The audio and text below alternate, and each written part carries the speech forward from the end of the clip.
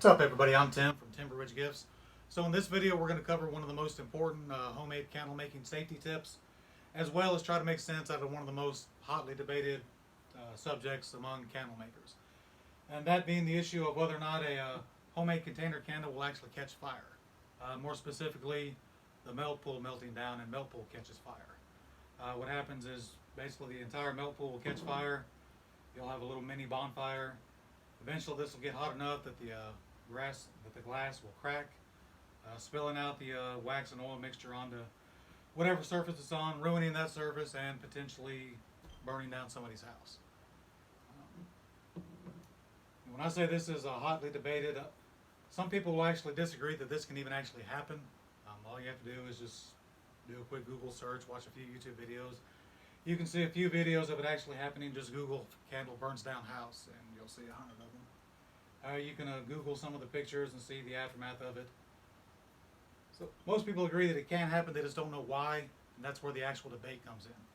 So in this video we're going to go through it, and it's actually not just one factor that can cause this. It's a series of small factors that added together can cause a catastrophic failure.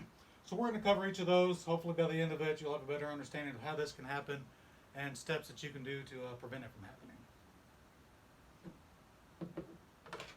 So the first step, basically we need to understand that our fragrance oil can catch fire. I mean, it's an oil with chemical additives. If I can't convince you that that will burn, then I might as well give up. But all of it can catch fire. Some of it has different flash points. But basically it'll all catch fire if you get it hot enough. Anything in the world will catch, basically anything in the world will catch fire if you get it hot enough.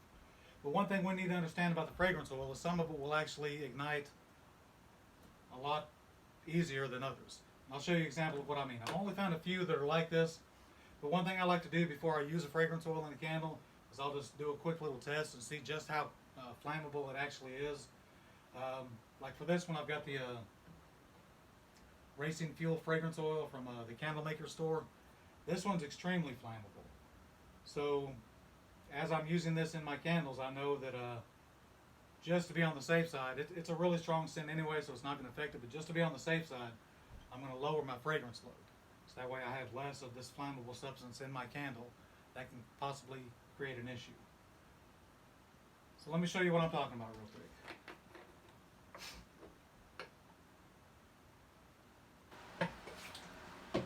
I've got my fire extinguisher on standby just in case there's any issues. I would suggest you do that as well if you're going to be trying this at home. But basically I'll just pour out a little bit of it. I can smell it from here. I mean, it just smells flammable. It's racing fuel. So I'll just take my candle lighter.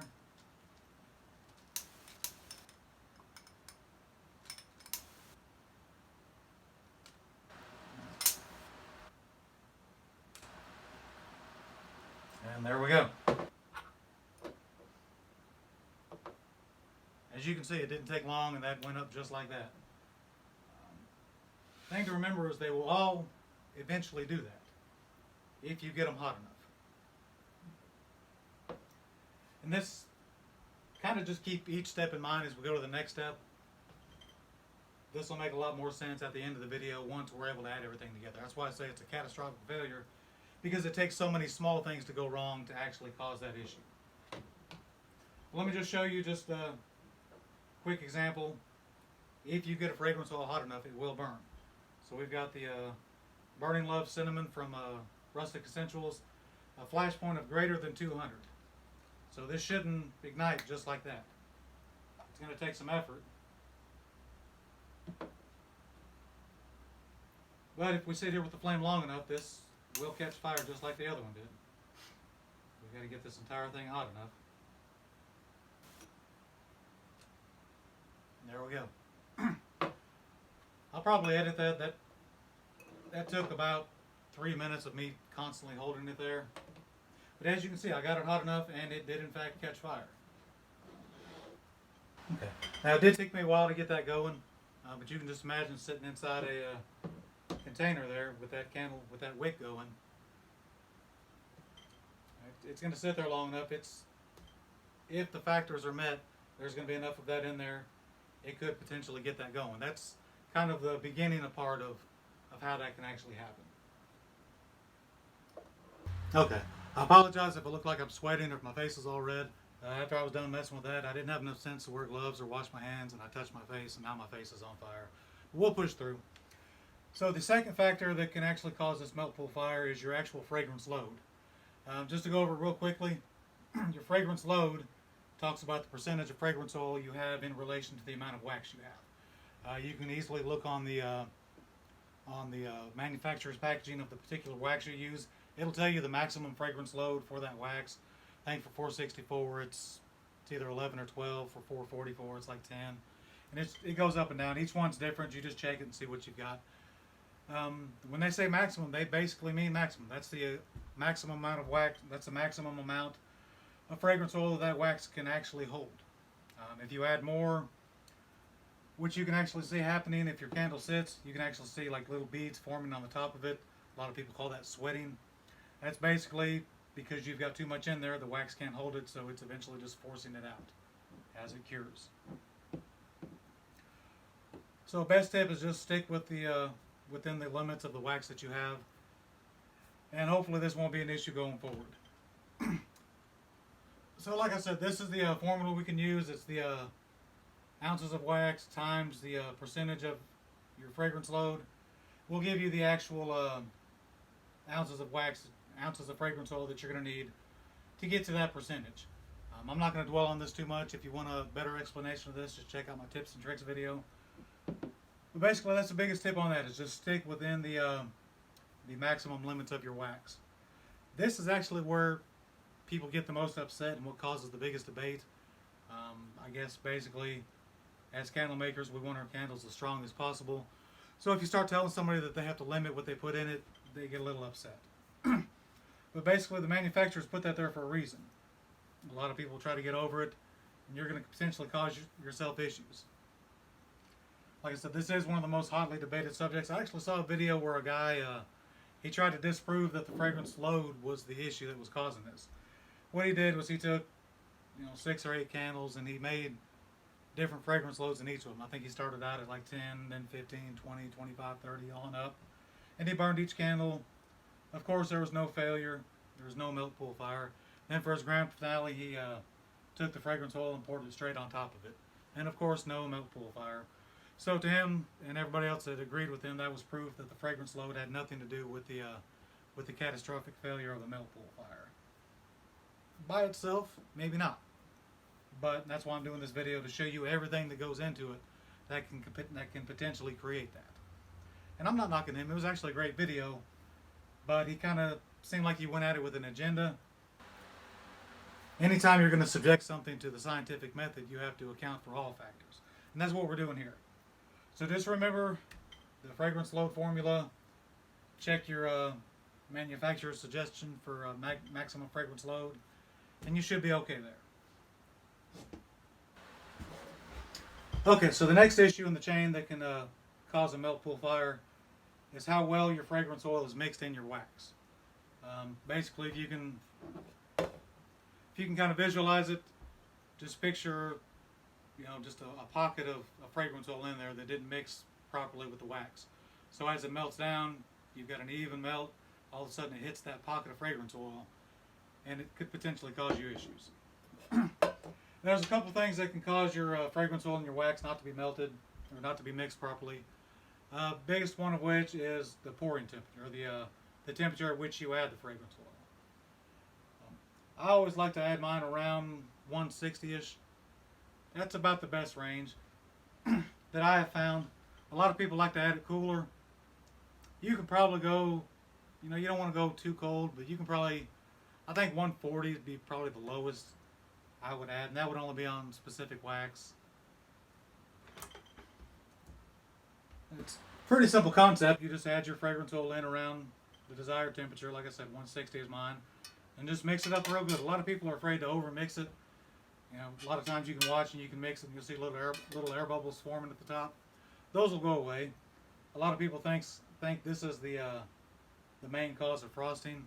It's really not. There's a lot of other factors that go into that too. So just make sure you mix it up really well. Like I said, you don't want to get too cold.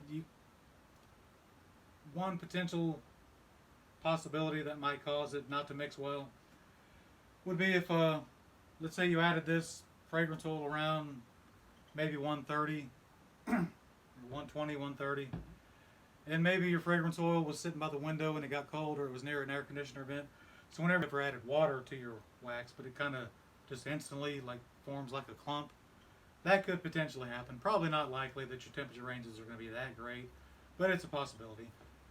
The main possibility that would cause the fragrance oil not to be mixed very well is obviously mixing it itself and the type of fragrance oil that you're using.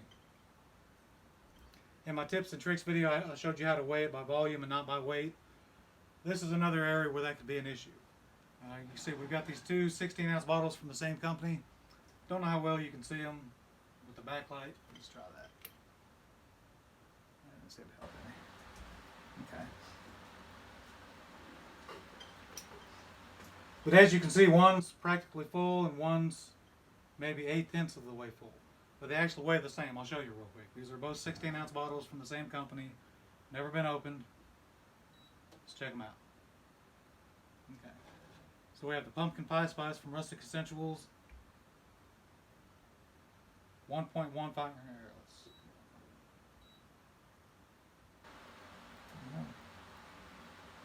Okay. So 17.45 ounces. That's accounting for the bottle. 16 ounces of fragrance oil plus the bottle. And we have the same company, same 16-ounce bottle unopened, but it looks a lot lower. But look, let's look. 17.45 ounces. So they're actually the same weight. Basically, what it boils down to is some fragrance oil is heavier than others. You'll find that a lot with the. This is birthday cake. You'll find that a lot with the baked goods. My guess is it's the high vanillin content, but your baked goods tend to be a lot heavier than your maybe like your florals or something. So where this causes the issue is, let's say you've added it to 160. You've added your fragrance oil. You've started up really good. You're ready to pour. It's been sitting for a few minutes, and you go ahead and pour. Well, what's going to happen is, because this is heavier, you do have the potential of some of it settling down to the bottom. So what you can do is just halfway through your pour, and before you pour, just occasionally just give it just a couple times around. Just stir it up really good. Make sure it's all evenly mixed throughout the pour. A lot of times what will happen is, somebody will hear about one of their candles failing, the melt pool fire, and they'll automatically go pull all those candles off the shelf. They'll light them up. None of them will have that failure. Potentially what happened was that might have been one of the last ones you poured. It ended up having a higher fragrance oil content than the other ones that you've still got on your shelf. And that might have been caused because it wasn't mixed well, or wasn't mixed during the process. So just make sure you mix it well as you're going, to make sure that each candle has the exact same fragrance load. Okay, and this last little step is something we've all heard a million times. It's proper wick size. You want to make sure that your candle isn't overwicked. Basically, if it's overwicked, you're going to have a bigger melt pool, a bigger flame. It's going to be hotter, and it's going to cause a higher potential for the failure. I'm not going to get into actual proper wick size. It's going to vary for every type of factor you can possibly imagine. That's where your test burning comes in handy. I'm going to post a link in the descriptions to a wick guide from Candle Science. It's pretty helpful. Okay, but to wrap it all up, like I said, it's a pretty uncommon thing. It's not likely that you're actually going to see one. Because it is so uncommon, I call it a catastrophic failure. It's going to take a series of events of everything, of a bunch of little small things going wrong at the same time to cause such a big failure. So as you're making your candle, just keep in mind, just do a quick little test. Make sure that your fragrance oil isn't extremely flammable. Make sure it's mixed properly. Make sure you're wicked properly, and you shouldn't have any issues. A few house cleaning issues. A lot of people like to just make sure that there's nothing flammable actually put in your candle. A lot of people like to put candy sprinkles, glitter, stuff like that. All that's flammable and could potentially add to this issue. Also, as you decorate your container, a lot of people like to put burlap and jute twine and canvas all over it. Make sure you don't have anything that could potentially lap over and catch fire and cause you even bigger issues. Okay. Okay. Well, there you have it. That's the milk pool fire. It's pretty uncommon. Hopefully, you'll never see one. But just to make sure you don't, just follow these steps and be careful and have fun making your candles. Make sure you check out the Etsy shop and subscribe to this channel. We got more good stuff coming. Thanks, y'all.